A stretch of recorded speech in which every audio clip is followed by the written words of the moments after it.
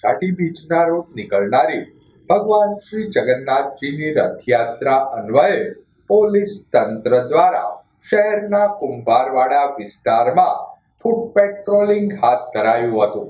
ભગવાન શ્રી જગન્નાથજીની રથયાત્રા અન્વયે શહેરમાં કાયદો અને વ્યવસ્થાની પરિસ્થિતિ જળવાઈ રહે તે હેતુસર શહેરના કુંભારવાડા વિસ્તારમાં પોલીસ તંત્ર દ્વારા ફૂટ પેટ્રોલિંગ હાથ ધરાયું હતું.